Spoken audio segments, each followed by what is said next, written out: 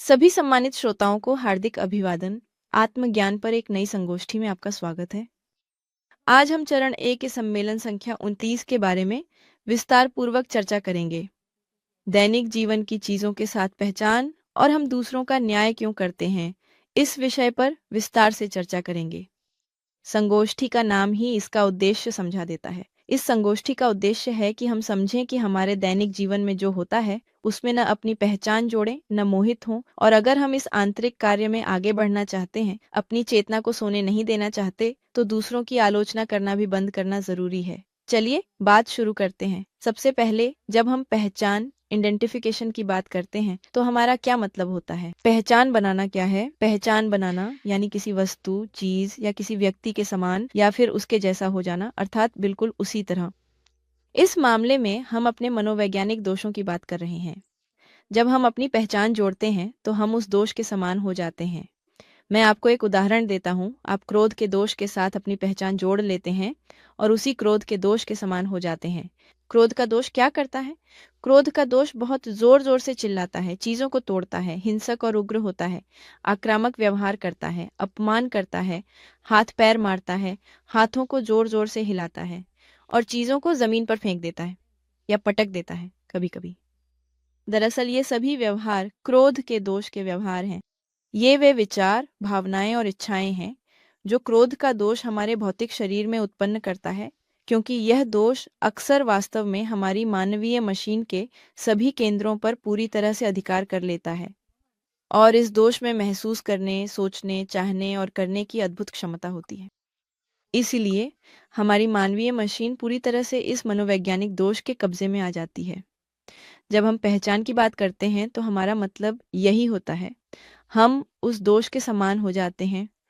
उस दोष के जाने के बाद, क्योंकि हर दोष हमारी मशीन में एक निश्चित समय तक खुद को पोषित करता है, एक निश्चित समय तक प्रकट होता है, हमें उस पहचान में डालता है और फिर चला जाता है। उस दोष के जाने के बाद और जब कोई दूसरा नया अलग तरह का मनोवैज्ञानिक दोष हमारे मन में प्रवेश करता है तो हम तुरंत ही पछतावे या किसी अजीब से अनजाने भाव में गिर जाते हैं, जिसमें हम बस यही कहते हैं, मैंने आखिरकार क्या किया? मैं इस तरह चिल्लाने में कैसे सक्षम हो गया? या मैं उस व्यक्ति को इस तरह कैसे चोट पहुंचा सका? मैं क्या सोच रहा था जब मैंने उन चीजों को तोड़ दिया जिन्हें शायद मुझे जरूरत थी? जब हम क्रोध के दोष के साथ पूरी तरह से जुड़े हुए थे तो हमने बस तबाही मचा दी और बाद में हम खुद ही सोचते हैं और कहते हैं, मेरे साथ क्या हुआ? मैं खुद को नहीं पहचानता, मुझे नहीं पता मेरे साथ क्या हुआ। इसी को हम पहचान, आइडेंटिफिकेशन कहते हैं। अपने आप को मनोवैज्ञानिक दोषों के समान बना लेना, यानी हम उन्हें अपनी मानवीय मशीन में प्रवेश करने देते हैं। वे हमारी मनोविज्ञान, हमारे भावनाओं, विचारों, भावनाओं और कार्यों पर कब्जा कर लेते हैं और हमारे साथ जो चाहें वो करते हैं। अधिकांश लोग रोजाना इसी पहचान और मोहित होने की प्रक्रिया में ही पूरी तरह से डूबे हुए होकर ही जीते हैं। हम अब भी गहरे सोए हुए हैं, हम अपनी पहचान में डूबे हुए हैं। हम सोचते हैं कि जैसे ही हम सुबह उठते हैं, जब हम एस्ट्रल दुनिया या सपनों की दुनिया से बाहर आते हैं तो हम जाग चुके हैं, लेकिन ऐसा नहीं है। हम अब भी सोए हुए हैं, क्योंकि एक दोष के साथ पहचान से बाहर आने के बाद हम दूसरे दोष के साथ पहचान में चले जाते हैं, जो लालच का दोष हो सकता है। जो अब पैसे के बारे में सोच रहा है, दुखी है क्योंकि वह बिल नहीं चुका पाया, या ईर्ष्या का दोष, जो अब इसलिए दुखी है क्योंकि किसी और के पास हमसे ज्यादा है या उसके पास वह चीज है जो हम पाना चाहते हैं। और पूरा दिन हम इसी तरह पहचान में डूबे रहते हैं। जब तक हम पहचान में डूबे रहते हैं, हम अपनी बहुत सारी ऊर्जा खोते रहते हैं। दोष हमारे हर केंद्र की सारी ऊर्जा चुरा रहे होते हैं और यही हमारी चेतना के प्रकट होने में बाधा बनता है। अगर कोई व्यक्ति पहचान में है तो उसकी चेतना सोई हुई है। पहचान चेतना को सुला देती है, क्योंकि या तो हम होते हैं या नहीं होते, या तो हम चेतना होते हैं या फिर हम कोई मनोवैज्ञानिक दोष होते हैं जो हमारे किसी भी दोष के रूप में आ सकता है, हमारी मशीन पर कब्जा कर लेता है और हमारी ऊर्जा चुराने लगता है, जिससे हम पहचान की उस प्रक्रिया में गिर जाते हैं। अगर हम चाहते हैं कि हमारी चेतना जागृत हो, हम पहचान में डूबे रहना छोड़ दें, तो हमें पहचान से बाहर निकलना सीखना होगा। पहली बात जो हमें पहचान से बाहर निकलने के लिए समझनी चाहिए वह यह है कि हमारी जिंदगी एक फिल्म की तरह है। यानी हमारे जीवन की सभी घटनाएं, चाहे वे ड्रामा हो, कॉमेडी हो या त्रासदी, सब अस्थायी हैं। हमारे जीवन में अब तक जो भी घटनाएं घटी हैं, उनमें से कोई भी शाश्वत नहीं है। वे सभी क्षणिक रही हैं। भाई या किसी परिवार के सदस्य के साथ जो समस्या हुई, जो कर्ज हमने लिया था, किराया या बैंक की किस्त न चुका पाने की वजह से जो चिंता का पल आया, वह भी वास्तव में सिर्फ कुछ समय के लिए अस्थायी ही था और बीत गया।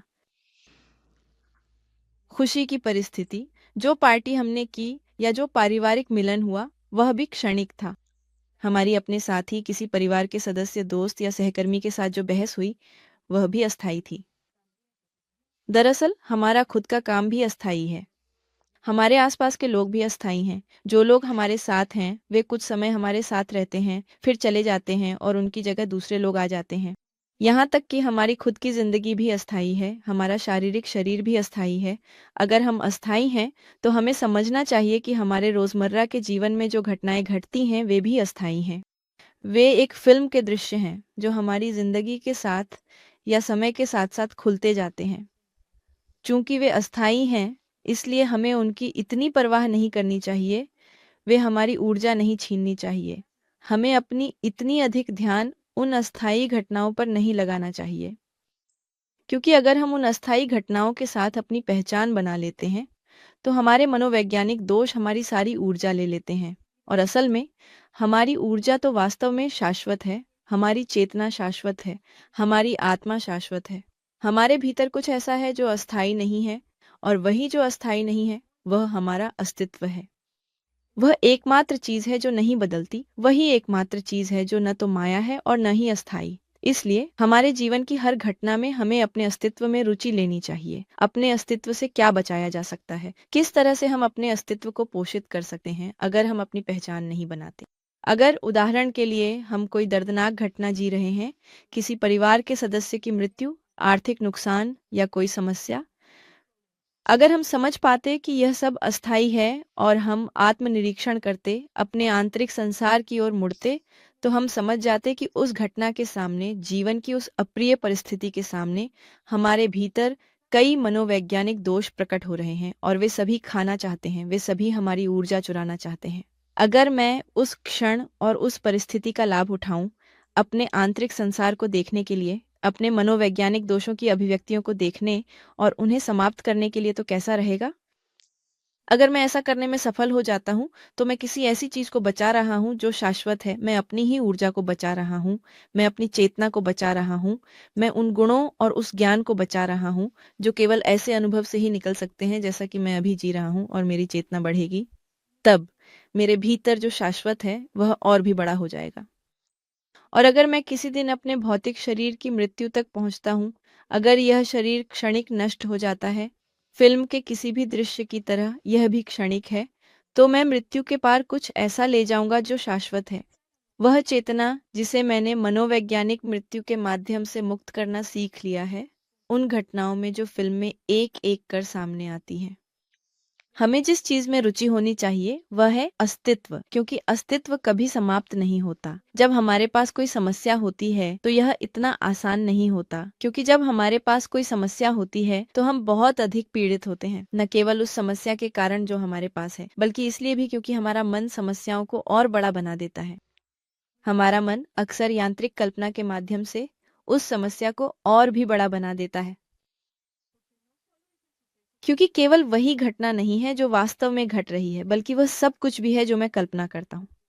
अगर मैं उदाहरण के लिए कर्जों के कारण परेशान हूँ क्योंकि मैं उन्हें चुका नहीं पाया, तो मेरे पास केवल यह वास्तविक घटना नहीं है कि मैं किराया, बैंक की किस्त या किसी व्यक्ति को जो मुझसे पैसे मांग रहा है, चुका नहीं पाया, बल्कि इसके अलावा मेरी यांत्रिक कल्पना मुझे ऐसी कई घटनाओं की कल्पना करवा रही है जो अस्तित्व में नहीं है और जो असली नहीं है। मैं कल्पना कर सकता हूँ कि मुझे कर्ज न चुकाने पर जेल में डाल दिया गया है। मैं सोच सकता हूँ कि मेरा घर जब्त हो गया है या मेरी संपत्ति छीन ली गई है। मैं यह भी कल्पना कर सकता हूँ कि मुझे सड़क पर पकड़ लिया गया और चुकाने के लिए कुछ न होने पर मुझे या मेरे बच्चों को नुकसान पहुंचाया गया। ये समस्या धीरे धीरे बढ़ने लगती है और समय के साथ बड़ी होती जाती है, क्योंकि यह झूठी घटनाओं से भर जाती है। ऐसी घटनाएं जो वास्तव में कभी हुई ही नहीं हैं या जो असली नहीं हैं, जो बस मेरी सोच और कल्पना का नतीजा है। मन समस्याओं को और भी बड़ा बनाने का काम करता है। दिमाग जो हमें तर्क और सोच की प्रक्रिया के जरिए समस्या सुलझाने में मदद करने के बजाय और भी ज्यादा चीजें कल्पना करवाता है और समस्या को और बड़ा बना देता है। दरअसल यानी कि कभी-कभी एक समय ऐसा आता है जब वह हमारे सामने एक भयानक राक्षस बन जाता है। हम उस समस्या को देखते हैं और एक विशाल राक्षस देखते हैं जिसे हम संभाल नहीं सकते, जिससे हमें बहुत ज्यादा डर लगता है। बहुत से लोग तो आत्महत्या तक कर लेते हैं क्योंकि वे नहीं जानते कि किसी समस्या को कैसे सुलझाया जाए। उन्होंने उस समस्या को सोच के जरिए, दिमाग के जरिए इतनी ऊर्जा दे दी है कि वह समस्या अब एक विशाल राक्षस बन गई है और व्यक्ति को कोई रास्ता नजर नहीं आता, उसे अपनी समस्या का कोई हल नहीं मिलता। ऐसी परिस्थितियों या इन समस्याओं के सामने हमें आखिरकार क्या करना चाहिए? आप क्या सोचते हैं? सबसे पहली चीज जो हमें करनी चाहिए वह है समस्या के बारे में सोचना बंद करना, क्योंकि जितना ज्यादा मैं किसी समस्या के बारे में सोचता हूँ उतना ही मैं उसे बढ़ाता हूँ, उसे और बड़ा बनाता हूँ, अपनी ऊर्जा उसे देता हूँ और वह समस्या हर बार और भी बड़ी होती जाती है। मैं समस्या ना सोचने के लिए क्या करूँ? मेरे पास मनोवैज्ञानिक मृत्यु है। मुझे अपनी सोच से उस समस्या को मिटाना शुरू करना होगा। जब तक वह मेरी सोच में नहीं है तब तक उसे बाहर प्रकट होने की वजह नहीं। नीमो, क्योंकि मेरी सोच और मेरी ऊर्जा इतनी शक्तिशाली है कि अगर मैं उन्हें किसी समस्या की ओर मोड़ दूं तो मैं उस समस्या को वास्तविकता में बदल देता हूँ। इंसान इतने ही शक्तिशाली होते हैं, इसलिए समस्या को ऊर्जा देने और उसे वास्तविकता में बदलने या और बड़ा करने के बजाय मुझे उसकी ऊर्जा छीननी शुरू करनी होगी। और यह मैं मनोवैज्ञानिक मृत्यु की प्रक्रिया से करूंगा। हर बार जब उस समस्या के बारे में कोई विचार आएगा, मैं उसे समाप्त कर दूंगा। हर बार जब कोई याद, कोई यांत्रिक कल्पना, कोई भावना, कोई इच्छा या उस समस्या के आधार पर जो कुछ भी मन में उठेगा, वह सारी मानसिक और भावनात्मक भारीपन, मैं उसे मनोवैज्ञानिक मृत्यु की प्रक्रिया से समाप्त करना शुरू कर दूंगा। माँ, कृपया इस विचार को मुझसे हटा दो, इस डर को मुझसे हटा दो, इस यांत्रिक कल्पना की प्रक्रिया को मुझसे हटा दो, और मैं उस समस्या की जो शक्ति या ऊर्जा है, उसे कम करना शुरू कर दूंगा। ये सबसे पहली चीज़ है जो मैं करूँगा। मैं समझूंगा कि समस्या अस्थायी है और अगर ये अस्थायी है तो मेरे पास इसे हल करने के लिए सारी क्षमताएं, बुद्धि और ताकत है। अब अगली चीज़ जो मुझे करनी है वह है समस्या का डटकर सामना करना, यानी मुझे समस्या का सामना करना होगा। इंसानों की एक बहुत आम विशेषता है कि वे समस्याओं से भागते हैं। तो अगर मैं पहले समस्या को बहुत बड़ा बना देता हूँ और फिर जब मैं उसे एक विशाल राक्षस की तरह देखता हूँ तो मैं भाग खड़ा होता हूँ, यह समाधान नहीं है, बिल्कुल उल्टा। सबसे पहले हमें समस्या से वह ऊर्जा निकालनी होगी ताकि वह एक विशाल राक्षस की तरह न दिखे, बल्कि जैसी है वैसी ही दिखे, यानी वह घटना जिसे मैं जी रहा हूँ। क्योंकि अगर मैं अपनी सारी कल्पनाएं हटा दूं तो मैं उसे और अधिक वस्तुनिष्ठता के साथ देख पाऊंगा। दूसरा, मैं उसका सामना करता हूँ, यानी मैं सांड को उसके सींगों से पकड़ता हूँ। किसी समस्या का सामना करना ये समझना है कि जब भी कोई समस्या होती है वहाँ डर भी होता है। हर समस्या के पीछे डर छुपा होता है। सारी समस्याएं अक्सर डर या भय के कारण होती हैं। उस समस्या के सामने मुझे किस बात का डर है? अगर मैं उस महिला को किराया नहीं चुका पाया हूँ जो मुझसे किराया लेती है, तो मैं अपने डर को देखता हूँ। अच्छा, मुझे किस बात का डर है? इस परिस्थिति में मुझे सबसे ज्यादा किस बात का डर है? मैं सोचता हूँ और एहसास होता है कि मुझे डर है। वह महिला मेरे घर आकर मुझसे पैसे मांगेगी, चिल्लाएगी, मेरे साथ बुरा व्यवहार करेगी और सभी पड़ोसी जान जाएंगे कि मैं किराया नहीं चुका पाया हूँ। मेरा सबसे बड़ा डर है कि लोग क्या कहेंगे। मुझे डर है कि लोग कहेंगे मैं नाकाम इंसान हूँ, कि मेरे पास किराया देने के पैसे नहीं है। यही मेरा डर है। मुझे सबसे ज्यादा डर अपमानित होने का है, खुद को तुच्छ महसूस करने का है, कि मेरी छवि या मेरी आत्म सहानुभूति को ठेस पहुंचे। जब मैं ये पता लगाती हूँ कि डर के पीछे कौन है, क्योंकि हर डर के पीछे कोई ना कोई मनोवैज्ञानिक दोष छुपा होता है, और जब मैं उस किरदार को ढूंढ लेती हूँ जो डर के पीछे है और उसे खत्म कर देती हूँ, जो इस मामले में है लोग क्या कहेंगे का दोष, छवि का दोष, आत्म सहानुभूति। हे माँ, इस दोष को मुझसे दूर कर दो, तो तुरंत ही समस्या खत्म हो जाती है, क्योंकि अब उसका आधार जो कि डर था वह नहीं रहता। अब वह किरदार नहीं रहता जो डर महसूस करता था, क्योंकि चेतना डर महसूस नहीं करती, चेतना संदेह नहीं करती, चेतना कष्ट नहीं उठाती। कौन वास्तव में पीड़ित है? उस परिस्थिति का सामना करते हुए कौन इतना निराश है? तो इस मामले में यह अहंकार का ही दोष है, या इसके विपरीत, मैं इसलिए कष्ट में हूं क्योंकि मुझे पारिवारिक व्यापार या विरासत में वह नहीं मिला जो वास्तव में मेरा हक था और जिसकी मुझे अपेक्षा भी थी। और मैं सोचने लगता हूँ, मुझे किस बात का डर है? शायद मुझे डर है कि मेरे भाई बहन अधिकांश हिस्सा ले लेंगे, यही मेरा सबसे बड़ा डर है। तब मुझे यह एहसास होगा कि दरअसल मेरी लालच ही है जो कष्ट में है। मेरा लालच का दोष ही है जो मुझे यातना दे रहा है, जो डर महसूस कर रहा है। मुझे सबसे बुरा हिस्सा कैसे मिल सकता है? मेरा भाई, जिसने माता-पिता की मदद तक नहीं की, जिन्होंने उनकी देखभाल भी नहीं की, वह सबसे अच्छा हिस्सा कैसे ले सकता है? वह सबसे अच्छा हिस्सा कैसे ले सकता है? तब मैं देखता हूँ कि मेरा अहंकार का दोष और आत्मगौरव ही कष्ट में है और डर रहे हैं। और मेरा लालच का दोष भी, क्योंकि मैं सोच नहीं सकता कि मुझे सबसे बुरा हिस्सा मिल सकता है। जब मैं अपने डर को देखता हूँ और उनका सामना करता हूँ, तो देखता हूँ कि मेरे डर के पीछे कौन है और उस किरदार को खोजता हूँ जो डर के पीछे छुपा है, जो इस मामले में लालच, आत्मगौरव, अहंकार है। जब मैं उसे समाप्त कर देता हूँ, तुरंत ताश का महल ढह जाता है। अब वह ताश का पत्ता नहीं रहता जो उसे थामे था, जो कि वह मनोवैज्ञानिक दोष था जो डर के पीछे छुपा था। यही वह समय है जब मैं अपनी ज़िंदगी में आने वाली हर समस्या का सामना करना शुरू कर सकता हूँ और मुझे एहसास होगा कि वह समस्या जो कभी न खत्म होने वाली और बहुत बड़ी लगती थी, उसे मैं वैसा ही देख सकता हूँ जैसी वह असल में है। अपनी सोच और यांत्रिक कल्पना की प्रक्रिया हटाकर मैं उसका सामना कर सकता हूँ, उस दोष को खोज सकता हूँ जो वास्तव में पीड़ित है, उसे समाप्त कर सकता हूँ। और जब मैं उस उन्मूलन की प्रक्रिया के परिणाम स्वरूप उस चेतना की अवस्था में पहुँचता हूँ, तो मेरे मन में स्पष्टता आ जाती है। मेरी चेतना पूरी तरह से सक्रिय है और मुझे पता है कि समस्या को कैसे हल करना है, क्योंकि अब मेरी चेतना मेरे भीतर प्रकट हो रही है। मुझे अपनी अंतर्ज्ञान तक पहुंच मिलती है और मेरा स्वभाव मुझे स्पष्ट रूप से बताता है कि समस्या को कैसे हल करना है और वहां से कैसे बाहर निकलना है। लेकिन अगर इसके विपरीत मैं अपनी मन की बात सुन रहा हूँ, तो मैं उस समाधान तक नहीं पहुंच पाऊंगा। इसी वजह से यह इतना जरूरी है कि हम समस्याओं को अवसर के रूप में देखना शुरू करें। एक समस्या जो अस्थायी है और उतनी महत्वपूर्ण नहीं है जितना हम सोचते हैं, उसे एक अवसर होना चाहिए ताकि हम अपनी कमियों को देख सकें, अपनी गलतियों को देख सकें, अपने मनोवैज्ञानिक दोषों को देख सकें। अगर वह समस्या ना होती तो मुझे यह एहसास ही नहीं होता कि मैं कितनी ईर्ष्यालु हूँ या कितनी स्वार्थी हूँ, या मुझे लोग क्या कहेंगे कि इतनी चिंता है, या मैं कितनी लालची हूँ। अगर मैं जो परिस्थिति अभी जी रही हूँ वह न होती, तो मैं यह नहीं पहचान पाती कि मैं क्या हूँ, और यही बात मेरे लिए वास्तव में मायने रखती है। अपने दोषों को पहचानना, उन्हें समाप्त करना, उस चीज को बचाना जो शाश्वत है, यानी मेरी चेतना और वे सद्गुण जो उन्हीं दोषों में फंसे हुए हैं। उस शाश्वत चीज को मैं बचा पाऊंगी और उसे पा सकूंगी, जो अस्थायी चीजों से कहीं आगे है, यहाँ तक कि खुद जीवन या भौतिक शरीर भी अस्थायी है। मैं कुछ ऐसा मजबूत कर रहा हूँ जो वास्तव में मूल्यवान है, और वह है मेरी चेतना। एक व्यक्ति जो सीखता है कि खुद को चीजों से कैसे अलग रखना है, वह जीवन की सभी परिस्थितियों को, चाहे वे सुखद हों या दुखद, अपने आंतरिक विकास के अवसर के रूप में देखता है।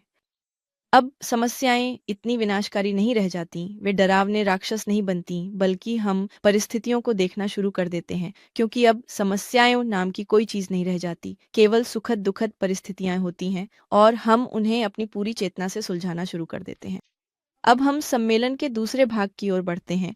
हम दूसरों का न्याय क्यों करते हैं? इसका पिछली बात से बहुत गहरा संबंध है। इसके अलावा कि हम खुद को नहीं जानते, इसके अलावा कि हमारे पास अपने खुद के मनोवैज्ञानिक दोषों को देखने की क्षमता नहीं है, हम अपना समय दूसरों की कमियां देखने में ही बिताते हैं। एक चीज है जिसे दर्पण का नियम कहा जाता है, और यह नियम हमें बताता है कि जो चीजें हम दूसरों में सबसे ज्यादा तीव्रता से देखते हैं और जो हमें सबसे ज्यादा परेशान करती हैं, वही चीजें हमारे भीतर सबसे गहराई से जड़ें जमाए होती हैं। अगर मुझे लगता है कि लोग अव्यवस्थित हैं और मैं इसे बर्दाश्त नहीं कर सकता, और मैं अव्यवस्थित लोगों की आलोचना करता हूँ, तो इसका कारण यह है कि मेरे अंदर भी अव्यवस्था है। अगर मेरे अंदर वह अव्यवस्था का दोष नहीं होता तो मैं आलोचना नहीं करता। मैं उस व्यक्ति को पूरी तरह समझ पाता, क्योंकि मेरे पास उस दोष की समझ होती, और उस समझ के साथ मैं उसकी मदद कर सकता था कि वह उस स्थिति से बाहर निकल सके। लेकिन ऐसा नहीं है। चूंकि मेरे अंदर वह दोष गहराई और मजबूती से बैठा है, वही मुझे परेशान करता है, और मैं दूसरों की आलोचना करता हूँ। हम दूसरों की आलोचना करते हैं क्योंकि वे अत्यधिक लालची हैं, क्योंकि वे ईर्ष्यालु हैं। सच तो यह है कि दरअसल हम वेश्या की आलोचना करते हैं, हम नशेड़ी की आलोचना करते हैं, हम गुस्सैल व्यक्ति की आलोचना करते हैं, अपने चारों ओर मौजूद सभी लोगों की आलोचना करते हैं, उस पड़ोसी की भी जो चुगलखोर है, और हम इन सभी दोषों को अपने भीतर कभी भी नहीं पहचानते। असल में यहाँ जो हो रहा है वह यह है कि दोष, डिफेक्ट की एक रणनीति है ताकि हम उसे न देख सकें। हमारे दोस्त जानते हैं कि अगर हम उन्हें दूसरों में देखने पर ध्यान केंद्रित करेंगे, तो हम उन्हें अपने भीतर नहीं देख पाएंगे। जब कोई दोष उजागर नहीं होना चाहता तो वह हमारे भीतर दूसरों की आलोचना करने की इच्छा पैदा करता है, हमारे दोषों को दूसरों के आईने में देखने की प्रवृत्ति देता है और इस तरह हम उन्हें अपने अंदर नहीं देख पाते। इसी तरह कोई व्यक्ति कभी भी बदल नहीं सकता क्योंकि वह हमेशा दूसरों में ही दोष देखता रहेगा। आइए आलोचना के कुछ परिणामों को देखें। आलोचना का एक प्रमुख परिणाम यह है कि यह हमारे विवेक को सुस्त कर देती है। विवेक या आलोचनात्मक सोच वह क्षमता है जिससे मैं दोष देख सकता हूँ, गलतियां पहचान सकता हूँ, खुद को बदल सकता हूँ। जो व्यक्ति आलोचना करता है वह खुद बदल नहीं पाएगा।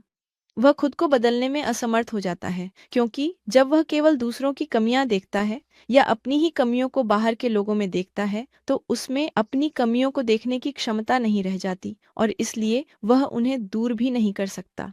इसलिए वह व्यक्ति आध्यात्मिक और आंतरिक रूप से ठहर जाता है। वह इस मार्ग पर आत्म साक्षात्कार की ओर जाने वाले आंतरिक मार्ग पर आगे बढ़ने की संभावना को समाप्त कर देता है क्योंकि उसमें अपनी ही कमियों को देखने की क्षमता नहीं होती। आलोचना करने का एक और परिणाम यह है कि इससे हमारे ऊपर कर्म बनता है।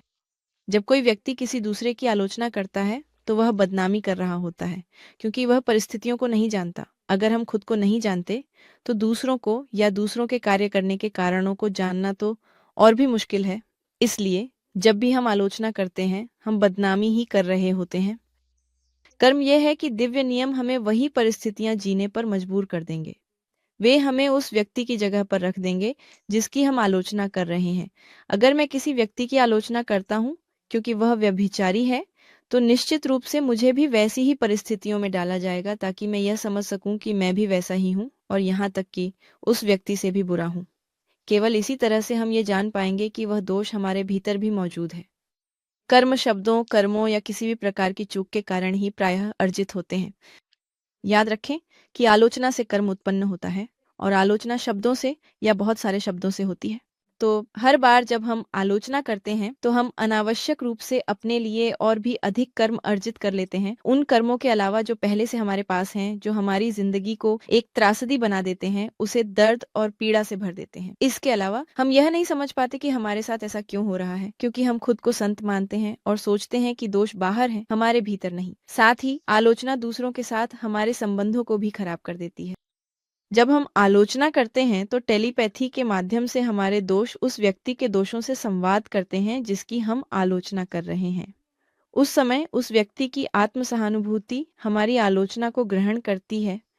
उस व्यक्ति के दोष हमारी आलोचना को सुनते हैं, चाहे वह तर्क के स्तर से नीचे ही क्यों ना हो।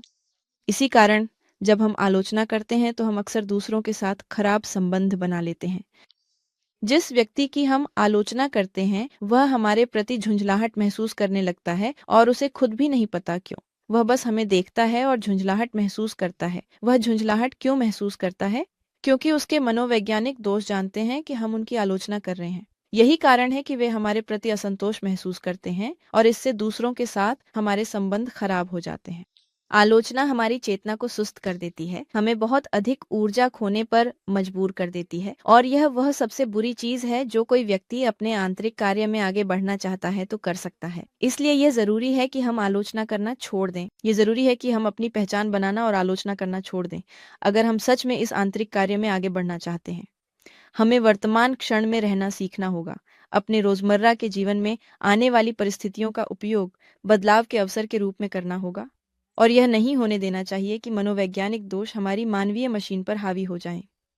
हमें लगातार आत्मनिरीक्षण में रहना चाहिए और मनोवैज्ञानिक मृत्यु का अभ्यास करना चाहिए ताकि हम अपने दोषों को देख सकें और उन्हें समाप्त कर सकें। हमें आलोचना करना छोड़ देना चाहिए क्योंकि जिस क्षण हम आलोचना करते हैं उसी क्षण हमारे दोषों को देखने और पल पल में बदलाव करने की वह महत्वपूर्ण क्षमता सो जाती है।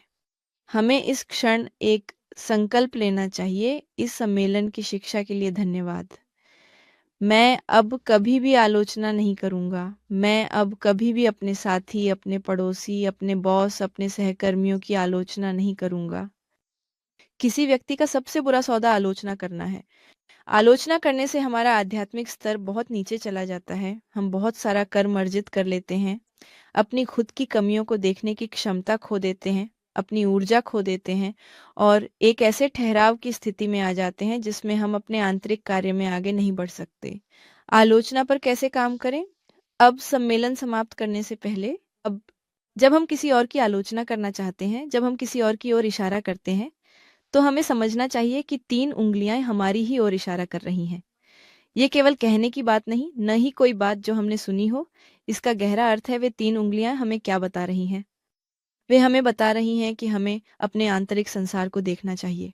जब मुझे किसी और की आलोचना करने की इच्छा होती है, उसी क्षण मुझे स्वयं का निरीक्षण करना चाहिए। मुझे यह देखना होगा कि वह कौन-सा दोष है जिसकी मैं आलोचना कर रहा हूँ, क्योंकि आम तौर पर वही दोष जिसकी मैं आलोचना कर रहा हूँ, वही बाहर प्रकट हो रहा है।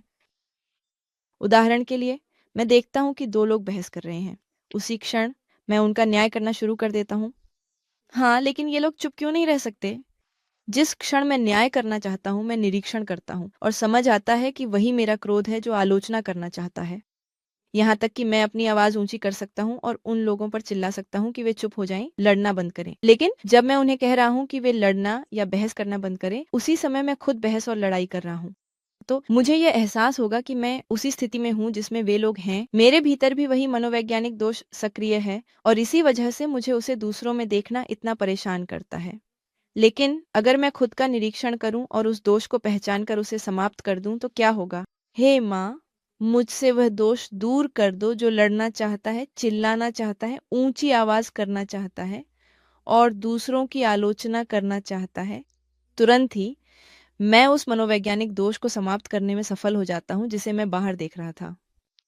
ऐसा करने से मैं उन लोगों को समझ सकता हूँ जो वह गलती कर रहे हैं, क्योंकि मुझे एहसास होता है कि मेरे अंदर भी वही मनोवैज्ञानिक दोष है और मैं समझता हूँ कि वह कैसे, कब प्रकट होता है और कैसे वह हमें गिरा देता है। इसी वजह से मैं दूसरे को समझ सकता हूँ, उसे महसूस कर सकता हूँ और अब जो भी मेरे अंदर से निकलेगा, वह शायद एक ऐसी बात होगी जो पूरी तरह जागरूकता से भरी होगी और दूसरी व्यक्ति को आत्मचिंतन में मदद करेगी, न कि कोई ऐसी आलोचना जो अचेतनता से भरी हो और जिसका नतीजा सिर्फ ये हो कि लोग पहले से भी ज्यादा बुरी तरह प्रतिक्रिया करें।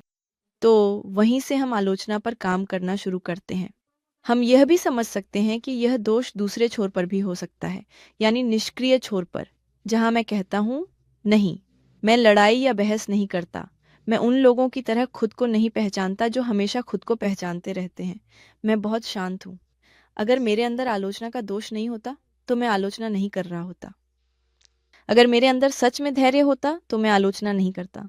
हमें समझना चाहिए कि जो खुद को संत मानता है, वही दोष है जो क्रोध के रूप में भी आता है और उसे खत्म करना जरूरी है। मुझे उस दोष का निरीक्षण करना चाहिए जो खुद को छुपाता है और चाहता है कि हम उसे दूसरों में देखें, लेकिन मेरा काम है उसे खत्म करना। दिव्य माता, कृपया इस दोष को मुझसे दूर कर दो। इस प्रकार वह मनोवैज्ञानिक दोष जो दूसरों की इतनी आलोचना करता है और जो दूसरों में परिलक्षित होता है, समाप्त हो जाएगा या मर जाएगा और हम उस समझ की अवस्था तक पहुंच सकेंगे। यह हमें आगे बढ़ने में बहुत अधिक मदद करेगा। जब कोई व्यक्ति इस दर्पण के नियम का उपयोग अपने पक्ष में करता है, खुद को जानने के लिए, यह देखने के लिए कि उसे सबसे पहले क्या समाप्त करना है, यह देखने के लिए कि उसके जीवन में कौन से मनोवैज्ञानिक दोष प्रकट हो रहे हैं, तो वह व्यक्ति बहुत आगे बढ़ेगा। एक व्यक्ति जो आलोचना करना छोड़ता है और अपने मनोवैज्ञानिक दोषों को देखना शुरू करता है, यह ध्यान रखता है कि 3 उँगलियां अपनी ओर इशारा करती हैं और हर बार जब वह आलोचना करना चाहे तो आत्मनिरीक्षण करता है, वह इस आंतरिक कार्य में आगे बढ़ेगा और उस लक्ष्य तक पहुंच सकेगा जिसे आत्म साक्षात्कार कहा जाता है। यह आज के दिन का सम्मेलन था। भाग लेने के लिए आप सभी का धन्यवाद। हम इस वाक्य के साथ समाप्त करेंगे। यह जरूरी है कि हम खुद को पहचानने से बचें और दूसरों का न्याय करना छोड़ें। हम इसे संघर्ष कहते हैं क्योंकि यह आसान नहीं है, क्योंकि पूरी जिंदगी हम आलोचना करने की आदत से आए हैं। हमें यह बिल्कुल सामान्य लगता है, हर कोई ऐसा करता है, समाज में ये बहुत होता है, इसलिए हमें इसे करना बहुत सामान्य लगता है। इसीलिए हम इतने आदी हो चुके हैं हर समय आलोचना करने के और हर चीज से खुद को जोड़ने के, कि हमें इस पहचान में और इस आलोचना में न फंसने के लिए एक बहुत मजबूत संघर्ष शुरू करना होगा। लेकिन अगर हम खुद के खिलाफ वह युद्ध छेड़ने में सफल हो जाते हैं, तो हम आलोचना करना और अपनी पहचान बनाना छोड़ देते हैं, तो हम अपना लक्ष्य हासिल कर लेंगे, जो है अपनी चेतना के 100% तक पहुंचना। यही आज की सभा थी। हम सभी का साथ देने के लिए बहुत बहुत धन्यवाद। अगली सभा जो हम पढ़ने जा रहे हैं वह है सभा नंबर 40, मानवता के लिए बलिदान। आप सभी को सादर आमंत्रित किया जाता है कि आप हमारे सोशल मीडिया प्लेटफॉर्म्स, हमारे यूट्यूब चैनल, हमारे इंस्टाग्राम और फेसबुक पेज, हमारी वेबसाइट पर भी जाइए और यदि आपको अधिक जानकारी चाहिए तो हमसे संपर्क करें। भाग लेने के लिए आप सभी का धन्यवाद। फिर मिलेंगे।